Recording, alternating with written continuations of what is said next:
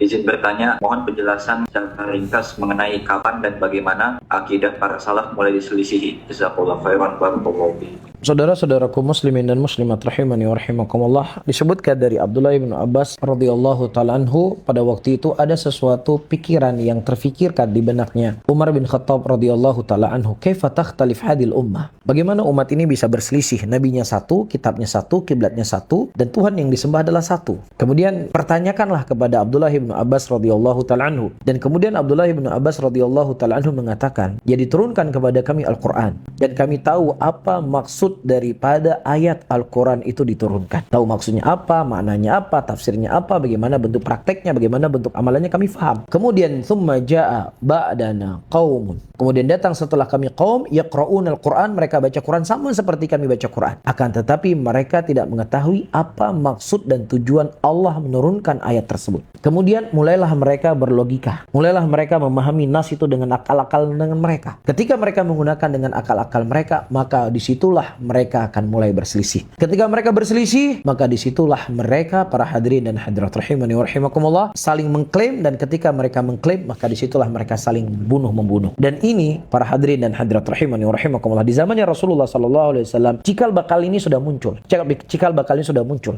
Al-Imam Bukhari rahimahullah menyebutkan di dalam sahihnya beliau, awal bid'ah yang ada dalam Islam. Beliau menyebutkan kisah Dzul Khuwaisirah yang dia mengatakan, dia Muhammad, bersikap adillah engkau Muhammad, karena sesungguhnya aku tidak melihat keadilan pada dirimu. Ini disebutkan oleh Imam Bukhari rahimahullah dalam sahihnya beliau. Tetapi munculnya bid'ah itu semakin kencang, semakin kuat setelah terbunuhnya Umar bin Khattab radhiyallahu ta'ala anhu. Di zamannya Utsman bin Affan sudah ada kelompok Sabaiyah, ya sudah ada mulai kelompok-kelompok Khawarij dan kelompok Sabaiyah, kelompok Syiah yang ada yang dasar dari negeri Yaman. Kemudian lebih dahsyatnya lagi terjadi munculnya kelompok Khawarij di zamannya Ali. Ada kelompok Khawarij, ada kelompok Syiah, ada kelompok Nasibiyah. Ya, Khawarij waktu itu mereka mengkafirkan sahabat Rasulullah sallallahu alaihi wasallam, ya kecuali Abu Bakar dan Umar. Kemudian ada kelompok Sabaiyah, kelompok Syiah Rafidhah yang mereka menuhankan Ahlul Bait, terkhusus Ali bin Abi Thalib radhiyallahu ta'ala anhu. Dan kemudian ada kelompok Nasibiyah yang mereka menghina Ahlul Baitnya Rasulullah sallallahu alaihi wasallam. Itu dah 3 kelompok awal yang muncul ya di zamannya Khalifah Ali bin Abi Thalib radhiyallahu ta'ala anhu. Kemudian baru muncul setelahnya di zamannya para tabi'in kelompok Mu'tazilah, kelompok Jahmiyah, seterusnya dan seterusnya.